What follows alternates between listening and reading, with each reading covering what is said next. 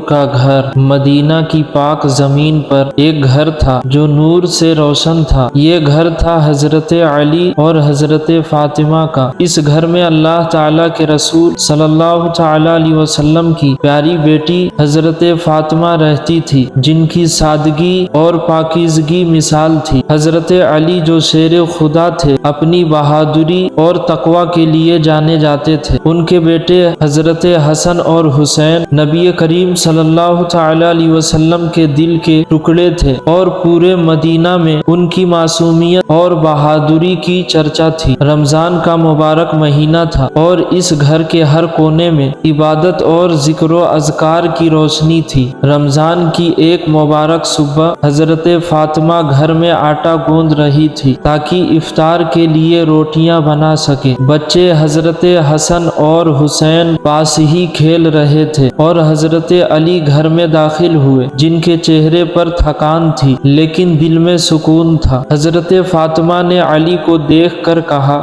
گھر میں بہت کم آٹا بچا ہے لیکن اللہ کی رحمت سے امید ہے۔ حضرت علی مسکرائے اور بولے، اللہ کی راہ میں دینے سے رزق کبھی کم نہیں ہوتا۔ اسی وقت ایک یتیم دروازے پر آیا اور بولا، اللہ کے نیک بندو، مجھے کچھ کھانے کو دے دو۔ حضرت فاطمہ نے جھٹ سے آدھی روٹیاں اس یتیم کو دے دی اور کہا کہ بسم اللہ کہہ کر کھاؤ۔ پھر دوسرا سائل آیا اور حضرت علی نے باقی بچی ہوئی روٹیاں اسے دے دی۔ اب گھر میں کھانے کو کچھ نہیں بچا تھا لیکن انہوں نے صبر کیا اور روزہ کھولنے کا وقت انتظار کرنے لگے۔ جیسے ہی افطار کا وقت ہوا، کسی نے دروازہ کھٹکھٹایا۔ باہر سے ایک انجان شخص کھانے سے بھری تھال لے کر کھڑا تھا۔ وہ کہنے لگا، یہ اللہ کا انعام ہے جو آپ نے غریبوں کو کھلایا، اللہ نے آپ کو اس سے بہتر دیا۔ حضرت فاطمہ اور حضرت علی نے شکر ادا کیا اور اپنے بچوں کے ساتھ افطار کیے۔ یہ ان کا روز کا معمول تھا، غریبوں کو کھلاتے اور خود اللہ پر بھروسہ رکھتے۔ صبر کی آزمائش۔ رمضان کی ایک رات تھی۔ حضرت علی نماز کے بعد گھر لوٹے تو دیکھا کہ حضرت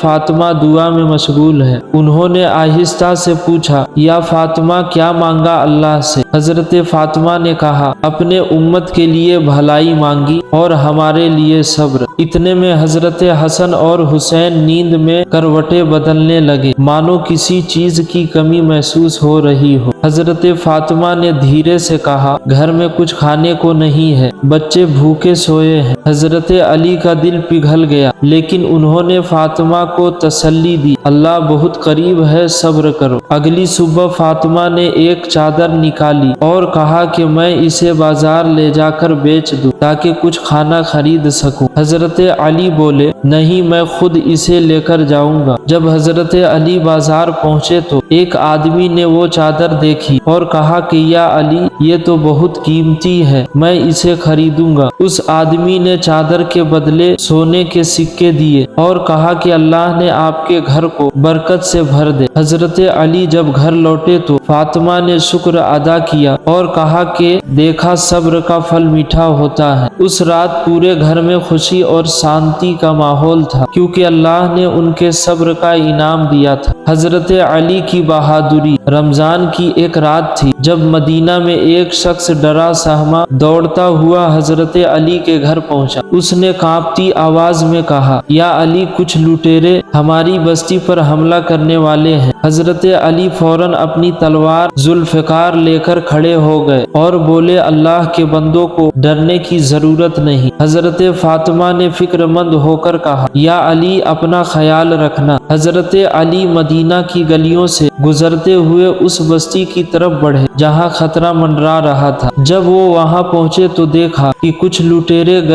غریب لوگوں کے گھروں کو لوٹنے کی تیاری کر رہے تھے۔ حضرت علی گزرتے ہوئے بولے، اگر کسی نے ظلم کیا تو علی کی تلوار اس کے خلاف اٹھے گی۔ لٹیرے حضرت علی کی بہادری دیکھ کر ڈر گئے اور بھاگنے لگے۔ غریب لوگ حضرت علی کے پاس آئے اور کہا، یا علی، آپ نے ہماری عزت بچا لی۔ حضرت علی نے فرمایا، اللہ کے راستے میں کھڑے رہو، وہ تمہاری حفاظت کرے گا۔ جب حضرت علی گھر لوٹے تو حضرت فاطمہ نے ان کے ماتھے پر ہاتھ رکھ کر کہا اللہ تمہاری حفاظت کرے۔ اس رات پوری مدینہ حضرت علی کی بہادری اور انصاف کی تعریف کر رہا تھا۔ یہ ہے حضرت علی کی شان، یہ ہے صبر کرنے کا بدلہ اور پھل۔